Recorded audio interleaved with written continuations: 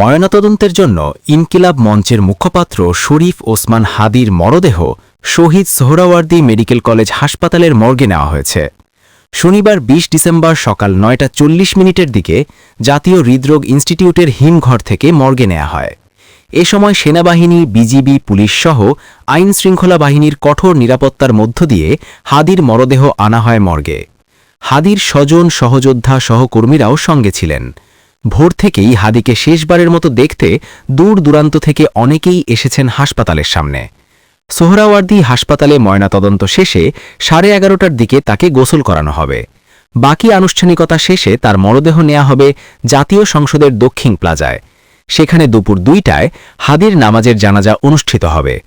লাখো মানুষের অংশগ্রহণে জানাজার পর জাতীয় কবির সমাধি পাশে শায়িত হলেন ইনকিলাব মঞ্চের আহ্বায়ক শহীদ শরীফ ওসমান হাদি। স্লোগানে স্লোগানে তাকে শেষ বিদায় জানালো অগণতি সমর্থক। আজ শনিবার বিকেল 4টার দিকে ঢাকা বিশ্ববিদ্যালয়ের কেন্দ্রীয় মসজিদ সংলগ্ন জাতীয় কবি কাজী নজরুল ইসলামের সমাধির পাশে ওসমান হাদির দাফন সম্পন্ন হয়। এ সময় হাদির পরিবারের সদস্যরা সকলে উপস্থিত ছিলেন।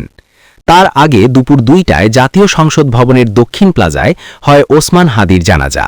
তাকে প্রধান উপদেষ্টা অধ্যাপক মোহাম্মদ ইউনুস সহ লাখো মানুষ অংশ নেন। শরীফ ওসমান হাদির মৃত্যুতে শনিবার একদিনের রাষ্ট্রীয় শোক পালিত হচ্ছে। দেশের সব সরকারি, আধা সরকারি, স্বায়ত্তশাসিত প্রতিষ্ঠান, শিক্ষা প্রতিষ্ঠান সহ সরকারি, বেসরকারি ভবন এবং বিদেশে বাংলাদেশ মিশনগুলোতে জাতীয় পতাকা অর্ধনিমিত থাকছে। ডেস্ক রিপোর্ট, বাংলার গেজেট।